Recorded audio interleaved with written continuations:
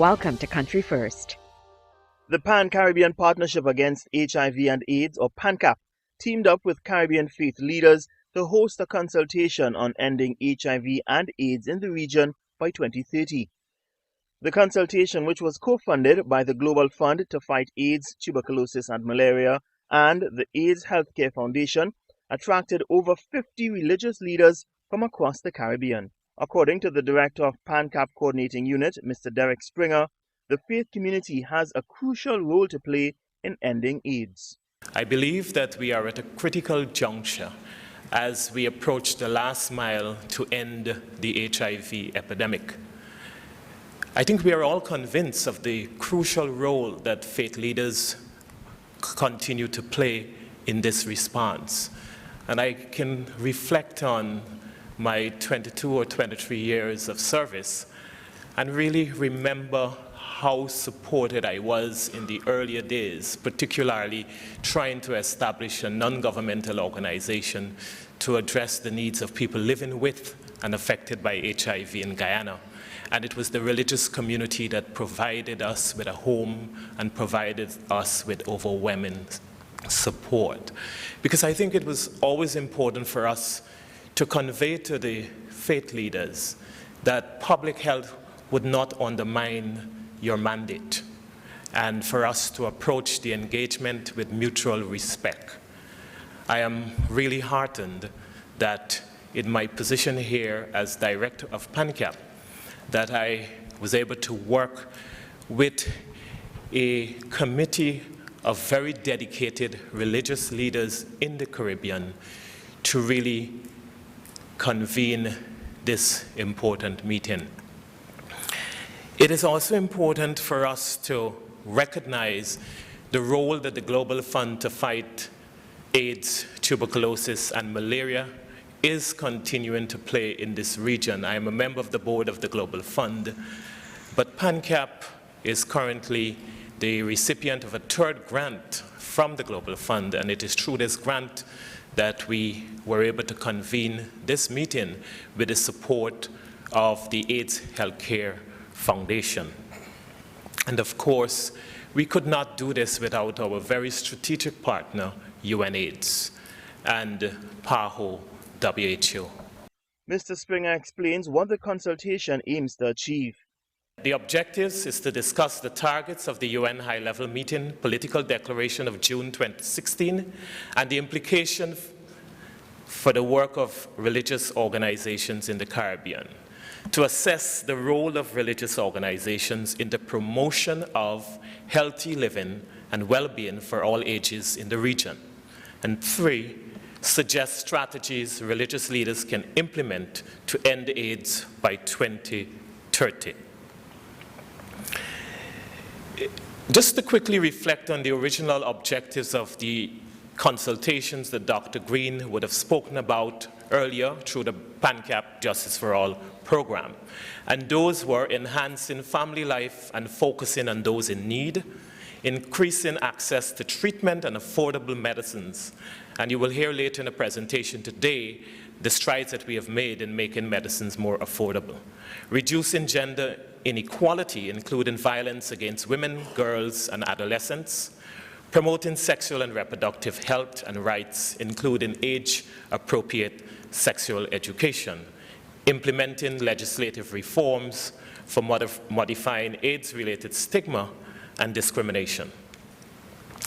The expected outcomes are: 1, a statement affirming recommendations from the UN High-Level 2016 Political Declaration, strategies to promote healthy living for all age groups, strategies to address best practices in HIV, identify prevention gaps to be filled in the drive to end the epidemic, identify resources required to drive intervention, suggest the types of regional and national cooperation to be undertaken to implement recommendations from the consultation. And lastly, measures to implement the actionable recommendations of the PANCAP Justice for All roadmap that are not objectionable to faith leaders. And the methodology that we will employ is that there will be consultations, presentations in relation to what the science is saying and what is the role of faith leaders. Summaries of the recommendations of activities taking place across the Caribbean, which can serve, we believe, as best practices for ending the epidemic, including the mapping exercise of the proposal for the implementation of the recommendations in Jamaica. Small group discussions with focused questions on the contributions of religious leaders to end the epidemic. A communique will be issued at the end of the consultation highlighting concrete recommendations on religious leaders' contribution to the end of AIDS by 2030 and the next steps. Pundit Bramdeo Maharaj says we are all part of a bigger picture, and when persons recognize this, then the fight against HIV/AIDS will be an easier one, as it will become everyone's business. The sooner we think of ourselves as being an integral part of this universe, as cells of this body are to this body, we will start to live as we should and could. We like to think that this matter is your business and is not of my business. But that is not really so.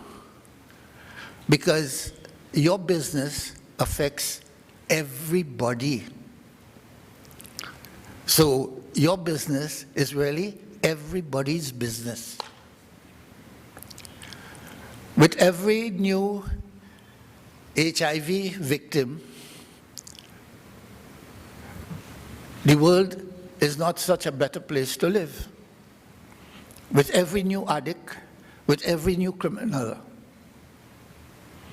we may not be directly affected by or tangibly affected by, say, crime, because we are not criminals and we are not criminal victims. But we are still affected. When Trinidad is rated internationally in a bad way, a particular Trini is probably nowhere near that, but he's a Trini. And talking about that, I must extend special greetings to the non-Trinis here. I hope your stay here for these 2 days will be pleasant, will be good, and you will be happy for having been here. Yes, we may not be affected directly by any societal problem, but we are affected because we are part of the society. And the sooner we get together collectively to deal with any societal problem, the better it will be, for that is the only way to handle it. No particular group in the society could deal with all the problems effectively as it should be dealt with. So, bearing this in mind, I hope people who would like to think they are not, we don't have an HIV problem, so it's not our business, will come to realize it is all our business. Dr. Kevin Harvey, Regional Director of the AIDS Healthcare Foundation, says the consultation is immensely important given the commitment his organization has made to young people in the region. We have made some important commitments to this generation and the ones to come to improve their health, protect their rights and dignity, and to eliminate HIV and AIDS. In this regard, PANCAP and AHF shares a common goal, and I hereby reiterate our intention to be a strong partner in the fight against HIV in the Caribbean. Today we are focusing on the role of faith-based leaders and faith-based organizations. We have consistently provided proved to be an invaluable partner in the journey to end AIDS, and our gains over the years is as much through your efforts as it has been through ours. The faith-based community has done a lot to combat HIV, but we must ask ourselves at this juncture, have we done enough? As a region, we have made notable gains in some important areas, such as improving access to antiretroviral drugs, reducing mother-to-child transmission, and in some countries, halting the spread of HIV. However, the Caribbean still remains the second most affected region in the world, with a 1.1% estimated prevalence. And recently, there is talk about us slipping behind and not maintaining the gains of the last decade. Women and girls, as well as young people in the Caribbean, are not adequately enabled to fight HIV. And many vulnerable groups, such as men who have sex with men and transgender persons, have seen little change in the prevalence of HIV among these groups. With this in mind, no one can reasonably question the need for an importance of multisectoral involvement at every level by every segment of the society in the fight against HIV and AIDS. And in this regard, the involvement of the faith-based organizations in the HIV response is not new, and FBOs have had a long history of responding to public health crises, including the HIV/AIDS pandemic. The World Health Organization reports that 1 in 5 organizations involved in the health and development issues of HIV is in fact faith-based. And recently, in 2014, the World Council of Churches issued a plan of action to 2021 to respond in a relevant, holistic, and inclusive way to the current realities of the HIV epidemic. I'm also pleased to indicate that AHF will partner with the Jamaica Council of Churches, and we are certainly open to collaborate in other countries to implement programs to build the institutional capacity and capabilities of faith-based agencies and leaders to provide a proactive and coordinated response to HIV.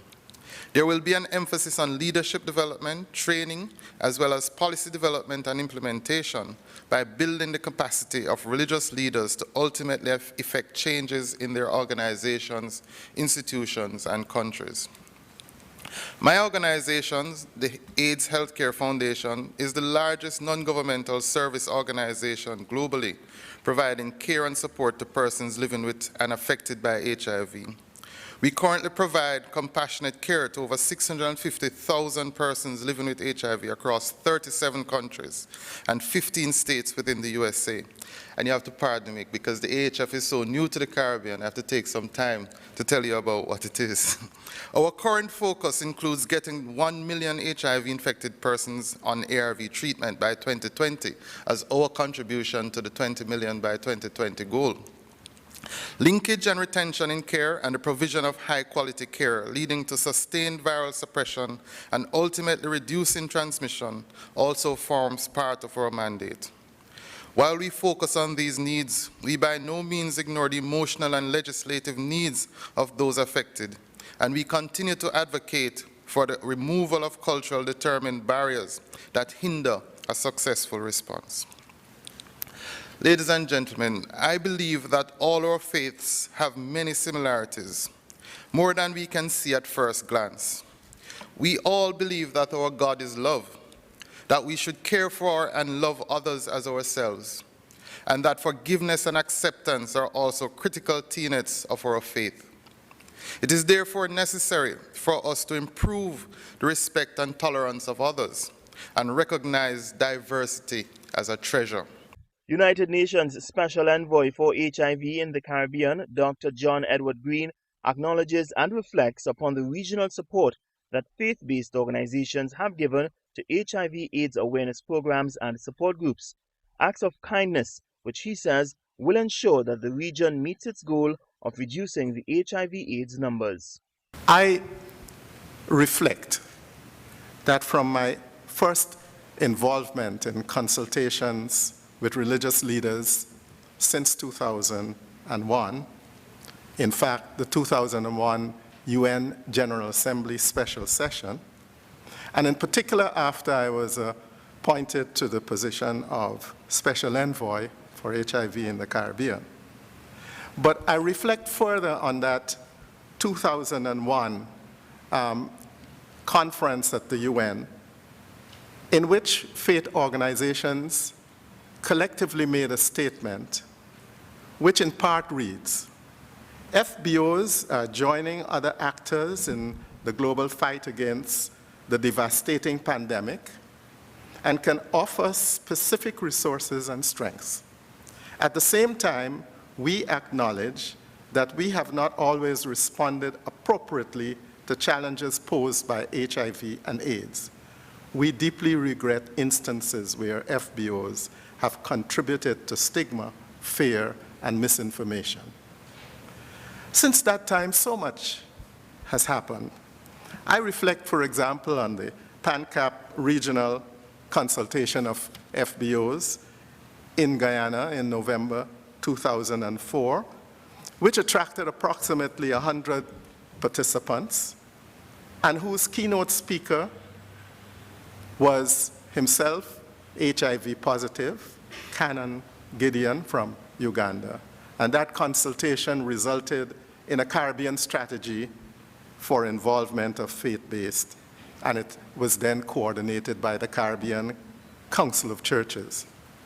I reflect on the Barbados Conference on Inclusion, leading to the report on gender and sexual violence, and a survey from studies of attitudes of FBOs in Barbados, commissioned by the Barbados Evangelic Association.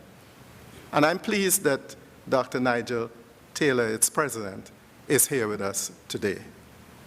I also reflect that among us today is Reverend Father Sean Major Campbell, who took the bold step to wash the feet of LGBTI persons as part of the 2015 World AIDS Day service in his church in Vineyard Town in Jamaica. What a symbolic act of compassion and love. And then I reflect on my first engagement as Special Envoy. It was a reasoning with the faith leaders in Jamaica, sponsored by the Jamaica Council of Churches. I'm so pleased that both Reverend Gary Harriet, who chaired that meeting, and Canon Garth Minot, who participated, are with us today. I also am pleased to recognize Pastor Michael Pereira of Guyana, who played an active role in the inaugural PANCAP Champions for Change conference in St. Kitts Nevis in March of 2004, a forerunner of this event.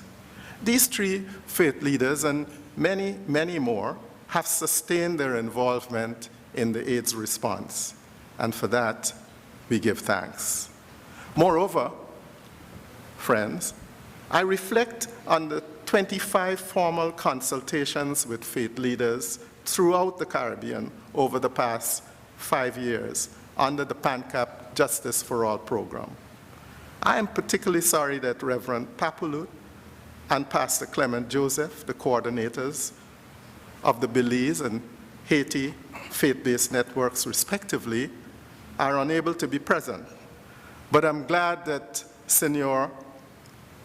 Monsignor Michel Francis, coordinator of the St. Lucian Network, and you, my friend, Pastor Mansig, are here to help us to move forward with the discussions from that cadre, under the cadre of leaders that have provided critical thinking and guidance.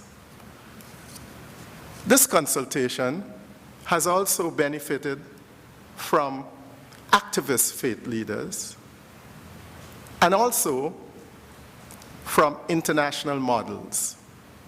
Among them are the UNAIDS strategy for faith-based organizations' engagement in the AIDS response, and for which I recognize the Latin and Caribbean Director, Dr. Cesar Nunes. It also has the work of INARELA, and you will hear about that later, the International Network of Religious Leaders, lay and ordained, and men and women living with or personally affected by AIDS. We are fortunate to have two of its architects, Dr. Enyungore and Reverend Mabezela, our featured speaker. Ladies and gentlemen and friends, during the process of respectful dialogue, I've learned significant lessons. And one of them is that to make an impact on human development, we must be proximate. This means grounding and working with and understanding and championing the causes of the marginalized and dispossessed, whether taking action on empowering women, girls, and children, or increasing access to affordable medicines, or reducing stigma and discrimination, or advocating for the human rights of lesbian, gays, bisexual, and transgender persons. The goal must be leaving no one behind. Minister of State in the Office of the Prime Minister, the Honorable Ayanna Webster Roy, says she has witnessed firsthand the role that faith-based organizations can have in supporting families affected by HIV/AIDS. I've often said that meaningful social change cannot happen with only the involvement of government, but it requires consultation and collaboration. It requires a whole-of-society approach and a whole-of-sector approach where all organizations, all sectors come together and work collaboratively to bring about meaningful change. The hosting of this consultation demonstrates that there is an understanding of the overarching influence of faith and the important role of faith communities in the scale-up of the HIV prevention, treatment, care, and advocacy. In many countries of our region, our health-seeking behaviors are defined by health, religion, cultural norms, and values. It is recognized that faith organizations are a vital part of civil society, which often reach out to vulnerable populations living under austere conditions. They engage in peer education, community outreach and prevention, provide referrals for HIV testing, provide community awareness and engagement, establish HIV and AIDS teams, and provide psychosocial and financial support. And at this time, I want to share a personal story. When a very close member of my family was diagnosed with HIV, it was a faith-based community that would have given our family the courage to really support my relative and to help him to go back on the journey of living a meaningful life in a small island community of Tobago. Faith communities also have a critical role to play in fast-tracking the reduction of societal stigma associated with HIV and AIDS by influencing the attitudes of their members. Faith communities can and do assist in reducing stigma through inclusive messages, education, advocacy and support, and encouragement of people living with HIV, thereby having a very positive effect on eliminating societal stigma and in turn fostering greater access to prevention and treatment and achievement of the Sustainable Development Goal of ensuring healthy lives and promoting well-being for all ages. These and other efforts can be advanced through information sharing, collaboration and partnership between the faith communities, government, NGOs, key populations, and the private sector. This consultation is one such forum for this collaboration and shared responsibility. As Minister of State in the Office of the Prime Minister, responsibility for not only HIV but also gender and child affairs. I'm particularly heartened to see on the agenda a session reflecting on ending violence against women and girls. We are aware of the intersections of gender-based violence, intimate partner violence, and HIV. Physical and sexual violence against women and girls have been shown to lead to increased risk of acquiring STIs such as HIV, limited or reduced negotiation of safer sex practices, increased sexual and other risk-taking behaviors, and lower uptake of HIV screening, amongst other problems. The Ministry is particularly concerned about and is working assiduously to address these issues and would welcome your recommendations for partnering and collaborating with the faith community to end the scourge of gender-based violence in all its forms and its manifestations in this society. As I would have said previously, we recognize that meaningful change cannot happen if government tries to do it alone. Your role is very important. The role of all sectors of society is very important for us to bring about transformation in Trinidad and Tobago and the wider Caribbean region. Ladies and gentlemen and leaders of the faith community, I wish to conclude these brief remarks by encouraging you all to engage in respectful, insightful, meaningful, and robust dialogue, and to develop strategies which can be implemented towards ending of the AIDS epidemic by 2030. Minister Webster Roy hopes that the consultation can bring about meaningful change, which she assures that the government, and in particular the Gender and Child Affairs Unit, is willing to be a part of.